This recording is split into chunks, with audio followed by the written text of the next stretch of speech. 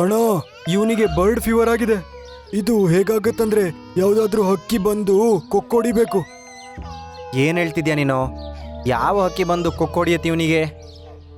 ನಾನು ನಿನ್ನೆ ಮಗುನ ಹತ್ರ ನೀಲಿ ಪಕ್ಷಿ ಕುತ್ಕೊಂಡಿರೋದನ್ನ ನೋಡಿದೆ. ಆ ಪಕ್ಷಿಗಳ ಮುಖ ನೋಡಿ ನಾನು ಬೇಟೆಯಾಡೋದು ನಿಲ್ಸಿದ್ದೆ, ಆದರೆ ನನ್ನ ಮಗುವಿಗೆ ತೊಂದರೆ ಮಾಡ್ತಾರಾ? ನೋಡು ಈಗ ಮಾಡ್ತೀನಿ. ನೀಲು ಪಕ್ಷಿ ಆ ಕಾಡಿನಲ್ಲೇ ಎಲ್ಲಾ ಜಂತುಗಳಿಗಿಂತ ತುಂಬಾ ಬುದ್ಧಿವಂತೆ. ಒಂದಿನ ಎಲ್ಲಾ ಪಕ್ಷಿಗಳು ನದಿಯ ಕಡೆಗೆ ನೀರ್ ಕುಡಿಯೋಣ ಅಂತ ಹೋಗ್ತಿರ್ತಾರೆ.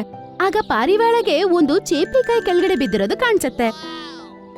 ಅರೆ ವಾ, ನನ್ನ ಫೇವ್ರೆಟ್ ಪೇರಳೆ. ಸೋನು ಅಣ್ಣ, ಕೆಳಗಡೆ ಹೋಗ್ಬೇಡ. ಇಲ್ಲಿ ಅಕ್ಕಪಕ್ಕದಲ್ಲಿ ಚೇಪೆಕಾಯಿ ಮರನೇ ಇಲ್ಲ. ಇಲ್ಲಿ ಚೇಪೆಕಾಯಿ ಹೆಂಗ್ ಬಂತು ಅಂತ ಅನುಮಾನ ಬರ್ತಿದೆ. ನೀನು ದಯವಿಟ್ಟು ಕೆಳಗಡೆ ಹೋಗ್ಬೇಡ, ಸರಿನಾ? ಅರೆ, ಯಾವ್ದಾದ್ರು ಪ್ರಾಣಿಯಿಂದ ಮಿಸ್ ಆಗಿರ್ಬೋದು. ಹಂಗಂತ ಹೇಳಿ ಅವನು ಕೆಳಗಡೆ ಇಳಿದು ಬಿಡ್ತಾನೆ. ಆಮೇಲೆ ಆ ಚೇಪೆಕಾಯಿನ ಕಚ್ಚನ ಅಂತ ಹೋಗ್ತಾನೆ. ಅದೇ ಸಮಯದಲ್ಲಿ ಕೆಳಗಡೆಯಿಂದ ಬಲೆ ಬಂದು ಅವನನ್ನ ಬಂಧಿಸ್ಬಿಡುತ್ತೆ. ಆಗ ಮರದ ಎದುರುಗಡೆ ಬಚ್ಚಿಟ್ಕೊಂಡಿರುವ ಮಂಟು ಬೇಟೆಗಾರ ಆಚೆ ಬರ್ತಾನೆ. ಅರೆ ವಾ, ಇವತ್ತು ನಾನು ನಿನ್ನ ಹಿಡ್ದಾಕ್ತೆ ಸೋನು. ನಾನು ಏನಾದ್ರೂ ಮಾಡ್ಲೇಬೇಕು, ಇಲ್ಲ ಅಂದ್ರೆ ಮಂಟು ಖಂಡಿತ ಸೋನುನ ಕರ್ಕೊಂಡು ಹೋಗ್ಬಿಡ್ತಾನೆ. ಆಗ ನೀಲು ಪಕ್ಷಿ ಆ ಕಡೆ ಈ ಕಡೆ ತಿರುಗಿ ನೋಡುತ್ತೆ.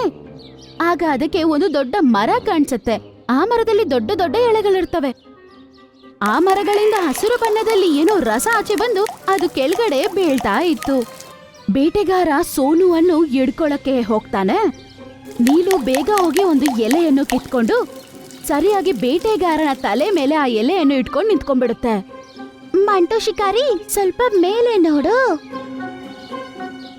ಏನೇ ನೀಲಿ ಹಕ್ಕಿ, ಸಾಯ್ಬೇಕಾ? ಅವನು ಮೇಲೆ ನೋಡ್ತಾನೋ ಇಲ್ವೋ, ಆಗ ಆ ರಸ ಕರೆಕ್ಟ್ ಆಗಿ ಅವನ ಕಣ್ಗಳಲ್ಲಿ ಬಿದ್ಬಿಡುತ್ತೆ. ಅಯ್ಯೋ!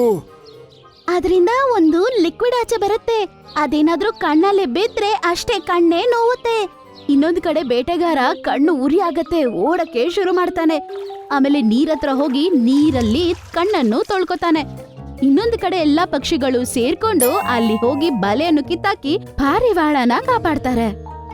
ತುಂಬಾ ಥ್ಯಾಂಕ್ಸ್ ನೀಲೋ ನಿಂಗೆ.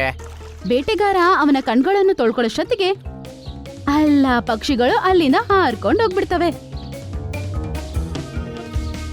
ಈ ನೀಲಿ ಹಕ್ಕಿಗೆ ಏನಾದ್ರೂ ಮಾಡ್ಬೇಕು. ಬೋಲು ಅಣ್ಣ ಇಲ್ಲಿದ್ದಿದ್ರೆ ಅವನಂತೂ ಗ್ಯಾರಂಟಿ ಹಿಡ್ದಾಕ್ತಿದ್ದ ಅವಳನ್ನ. ಮಂಟು ಬೇಟೆಗಾರ ಅವನ ಮನೆಗೆ ಹೋಗ್ತಾನೆ. ಮನೆಯಲ್ಲಿ ಅವನ ಅಣ್ಣ ಬೋಲಾ ಬೇಟೆಗಾರ ಮಗನ ಪಕ್ಕದಲ್ಲಿ ಕುತ್ಕೊಂಡು ಮಗನನ್ನು ನೋಡ್ಕೋತಾ ಇರ್ತಾನೆ, ಆಟಾಡ್ತಿರ್ತಾನೆ.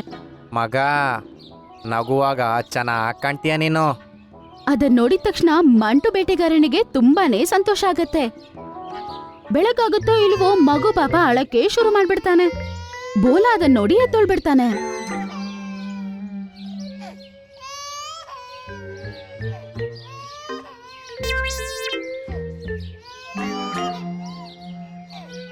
ಅರೆ, ಏನಾಯ್ತು ನನ್ನ ಮಗನಿಗೆ?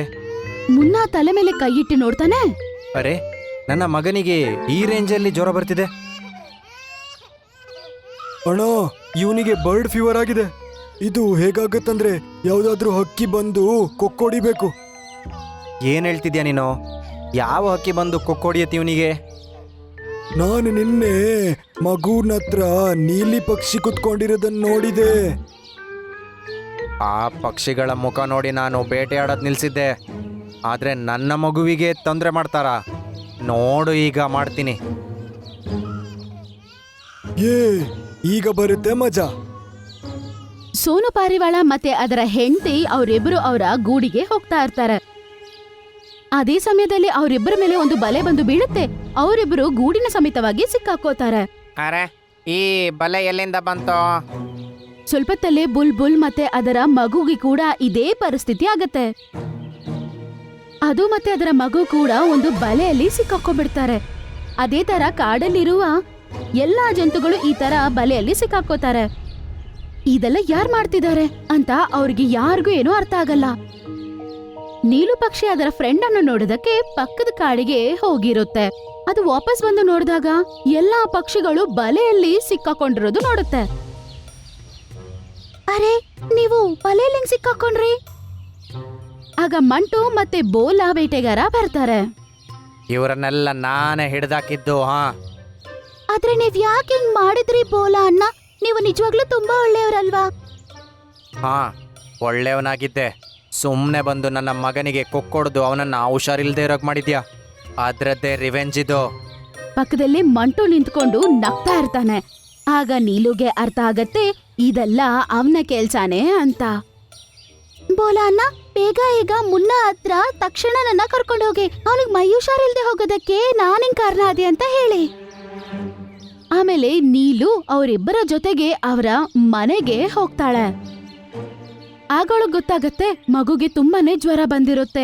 ಅವನ ಮುಖ ಕೂಡ ತುಂಬಾ ಬೆಳ್ಳಗಾಗ್ಬಿಟ್ಟಿರುತ್ತೆ. ಬೋಲಾ ಅಣ್ಣ, ನೀವು ಬೇಗ ನನ್ನ ಜೊತೆ ಬನ್ನಿ.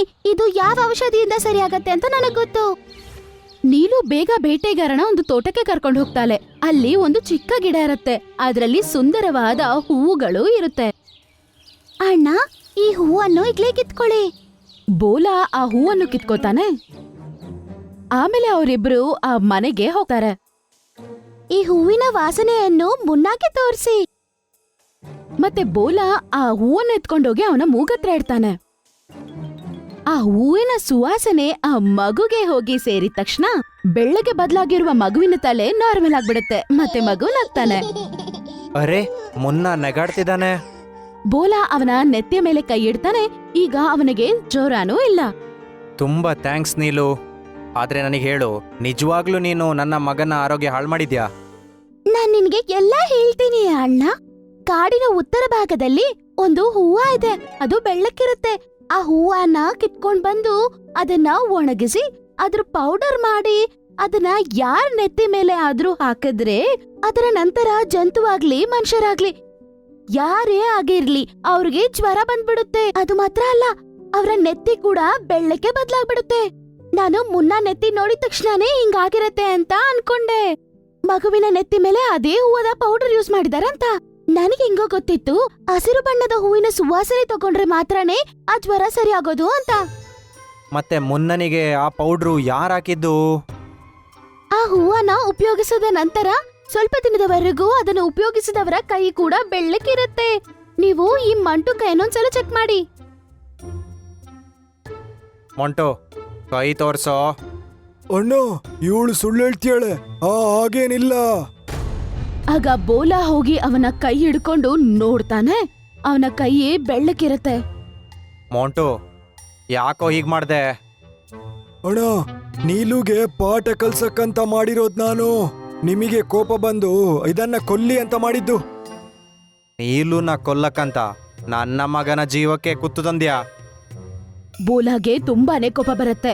ಆಮೇಲೆ ಅವನ ಕೈಯನ್ನು ಕಟ್ಟಾಕ್ಬಿಡ್ತಾನೆ. ಆಮೇಲೆ ಅದೇ ಪೌಡರ್ ಅನ್ನು ಅವನ ನೆತ್ತಿಗೆ ಹಚ್ತಾನೆ.